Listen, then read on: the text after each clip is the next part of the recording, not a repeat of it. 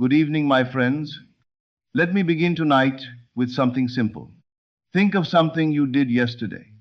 Not something dramatic, something ordinary. A conversation you had, a meal you ate, a drive you took. Got it?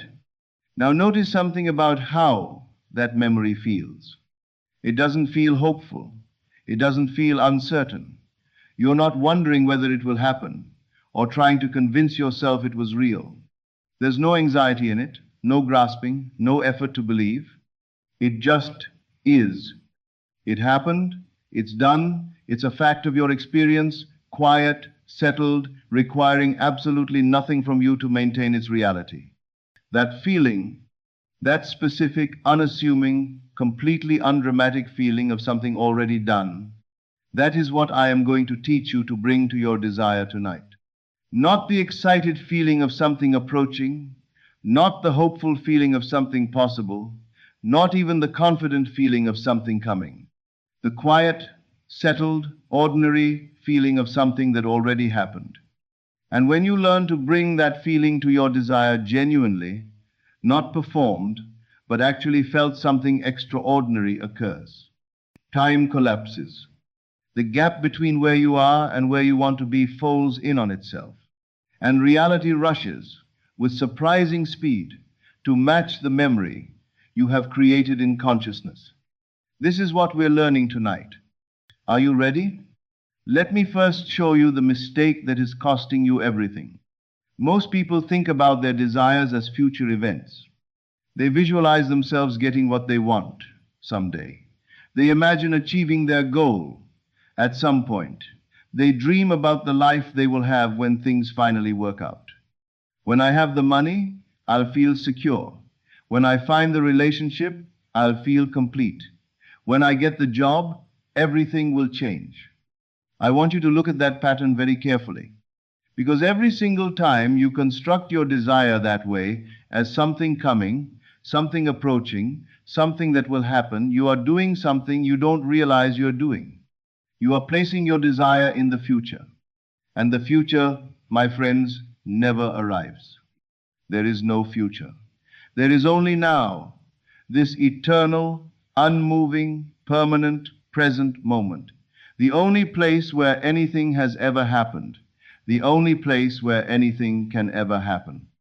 The future is a concept, not a location. You cannot live there. You cannot receive anything there. You can only ever experience anything here, in the now. And as long as your desire lives in the future, as long as you keep projecting it forward, chasing it, imagining it, as perpetually about to arrive, it remains precisely where you've put it. Out of reach, always approaching, never here. But here is something subtler and more damaging than even the timing problem. When you say, I will be wealthy, what are you actually declaring about right now? I am not wealthy now. When you say, I will find love, what are you confirming about the present moment? I am alone now. When you say, I will succeed, what assumption is embedded in every syllable? I have not succeeded now.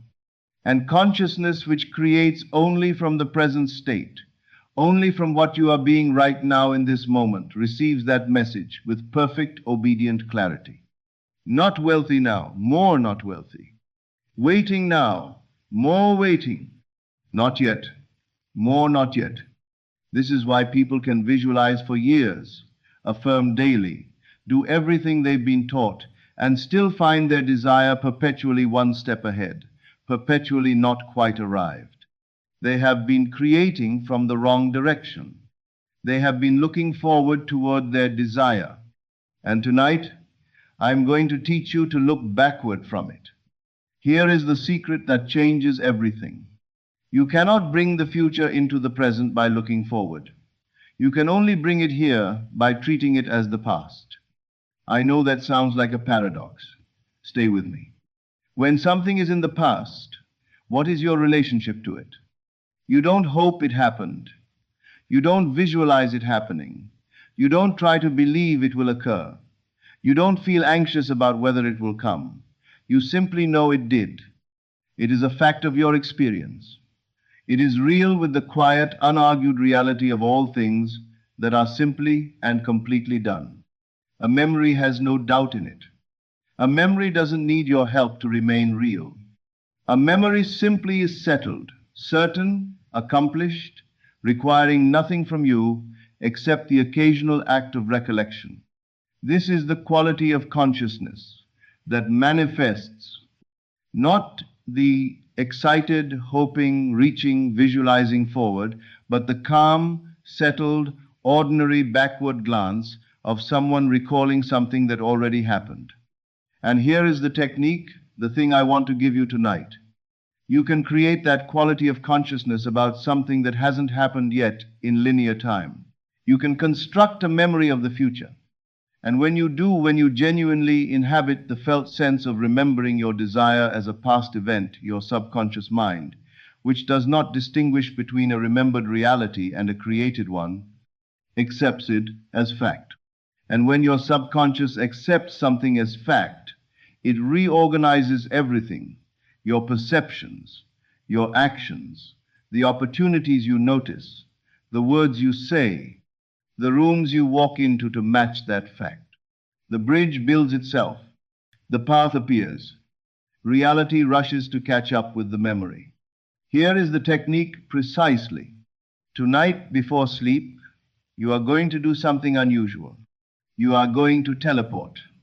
Not forward to the moment of getting your desire that still has the energy of becoming, of arriving, of transition.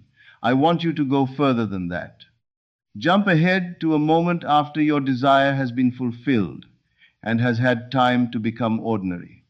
If you want money, don't imagine receiving it. Teleport 3 months after you became financially free. The money has been there long enough that it no longer feels exciting. It feels normal. It's just how your life is now. If you want a relationship, don't imagine meeting someone. Jump to 6 months into the relationship. The newness has settled. This person is simply part of your life. You can't quite remember what it felt like before them. If you want a healing, don't visualize recovery beginning. Teleport to a year after your health returned. Your body feels simply like your body again, capable, present, unremarkable in the best possible way. After, not during, after. Because after has the energy of being. During still has the energy of becoming. You want the feeling of already settled into, already normal, already just. This is my life. Now, from that future position, you are going to look backward. You are going to remember. You are going to recall how it all came to be. Not project forward to how it might happen. Remember back to how it did. Let me make this specific. You want a beautiful home. You've been trying to manifest it. You've been visualizing receiving it, imagining the moment of getting the keys, picturing yourself walking in for the first time. Tonight, instead, close your eyes and teleport. You are now sitting in that home, 6 months in. The boxes are long unpacked. You know where everything is. This is simply where you live. And from that position, from that settled, ordinary, this is just my life position, you begin to remember. I remember the day we got the keys. I was so relieved. Everything had been so uncertain for so long, and then suddenly it was just done. I remember calling my mother from the driveway, barely able to get the words out. I remember the first morning I woke up here, that particular quality of light through the bedroom window, and thinking, this is real. This is actually mine. Do you feel the difference? You are not hoping, you are not visualizing, you are not trying to believe. You are remembering. And remembering carries a quality of consciousness that forward projection simply cannot access the settled, unargued, quietly certain quality of course. It happened. It's done. Now let me explain why this works at a deeper level. Because understanding the mechanism will make your practice more powerful. Your subconscious mind does not have a calendar. It does not experience linear time the way your conscious mind does. It does not distinguish between this is a memory of something that occurred in 2019 and this is a memory I constructed in my imagination tonight. To the subconscious, a memory is a memory, and memories are facts. When you consistently, repeatedly, with genuine felt emotion, remember your desire as a past event, your subconscious receives a signal of absolute clarity: this happened. This is real. This is a fact of experience. And from that signal, it begins quietly, without your conscious management, through processes you could not plan if you tried to reorganize your entire reality to match. The right thought occurs to you at the right moment. The right conversation happens with the right person. You notice an opportunity that was always there, but was outside the range of your previous self-concept. The bridge of incidents forms, not because you figured out how, not because you forced it, but because your subconscious, operating from the assumption that it is already accomplished, naturally guides you toward the physical conditions that match the inner reality. And here is the crucial point about how, when you remember something that already happened, you don't ask how it happened. You know it did. The how is irrelevant, historical, already sorted. This is the ultimate form of detachment from the mechanism of manifestation, not because you have practiced non-attachment as a discipline, but because from the position of someone remembering the past, the question of how doesn't arise. It happened. Obviously, it happened somehow. The details are just details. And when you release the how, when you stop trying to figure out the path, to see the bridge before you walk it, to understand the mechanism before you trust the law, the universe, unobstructed, has infinite ways to bring your desire to you. Ways you could not have planned. Ways more elegant and more precise than anything your conscious mind could have designed. Let me tell you about a woman who had been trying to manifest a specific sum of money for months. She had done everything, visualized it arriving, affirmed it daily, written it in her journal, done her practice faithfully, with genuine commitment. Nothing had moved.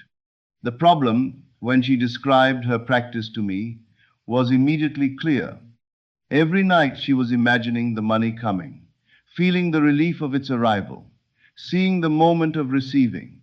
She was, in other words, perpetually living in the instant before it happened, perpetually in the about to which kept her permanently in the state of not yet. I gave her one instruction: stop imagining receiving it. Instead, teleport 3 months ahead. You have the money, you've made the down payment, you're in your home. From that position, remember the day the money came. Don't imagine it arriving. Remember it arriving. Recall it the way you'd recall yesterday. She practiced this every night for 2 weeks. And she described something that I have heard again and again from people who genuinely grasped this shift. The desperation left. Not because she had convinced herself or performed non-attachment, but because from the position of remembering there was nothing to be desperate about. The money had come, obviously. She remembered it. What was there to be anxious over? The present tense reality of her circumstances hadn't changed, but the quality of her inner state had shifted completely from hoping toward to remembering from. 3 weeks later, her aunt called, offered her the precise sum she needed as an early inheritance. The money arrived from a source she had never considered, through a relationship she had almost forgotten existed. It came easily, quietly, without drama, as though it had been waiting for her to remember that it was already hers. Let me give you the language of this technique, because the language matters. The language shapes the felt sense. For money not, I hope the money comes, I'm trying to manifest abundance. But I remember when that finally resolved. I remember the relief. I remember calling my brother and not being able to explain it properly because I was laughing too much. That was what, 3-4 months ago now? It still doesn't feel quite real. For love not, I want to find someone. I'm working on attracting a partner. but I remember when we met. I remember that first conversation, how easy it was, how surprising that was given how long I'd been waiting. I remember thinking, oh, so this is what it feels like. It's been 6 months, and I still catch myself slightly astonished. For health, not. I'm trying to heal. I'm visualizing my body recovering. But I remember when things started shifting, the doctor's face when the results came back. I remember the morning I woke up and realized the pain was just gone. That was maybe 8 months ago. I still think about it sometimes. For a career, not. I want to be successful. I'm working toward my goals. But I remember when that came through. I remember my first day in that role, how surreal it felt. I remember thinking, this is just my life now. I work there. This is what I do. Wild. Do you hear it? The language of already. The language of looking back. The language of someone for whom the desire is simply, quietly, unmistakably done. Let me address something that comes up for people who really understand these teachings and want to be rigorous about them. Isn't this a kind of self-deception? Isn't creating memories of things that haven't happened in linear time a form of dishonesty with yourself? No. And understanding why not will make your practice both more honest and more powerful. Here is what is actually true at the level of consciousness that this teaching is pointing toward. Your desire already exists, not as a future event, not as a possibility waiting to be created, but as a fully existing reality in the infinite field of what is the complete field of all that is and can be, from which physical experience is continuously drawn. Creation is finished. Every possible version of your life already exists, fully formed in consciousness. What you experience in linear time is simply a sequential unfolding of states you have accessed in consciousness through assumption, through imaginal act, through persistent inner identification with one version of reality over another. When you create a memory of your fulfilled desire, you are not making something up. You are recognizing what is already true in the dimension where all creation originates. The memory you construct is not a fabrication. It is an act of recognition, a reaching across the apparent gap of linear time to touch what already exists and bring it into conscious relationship with the present moment. This is why it works. Not because you have tricked your subconscious, but because you have aligned with what is genuinely, actually, already real, simply not yet visible at the level of physical manifestation. The physical world is always the last to know. It is always the echo, not the voice.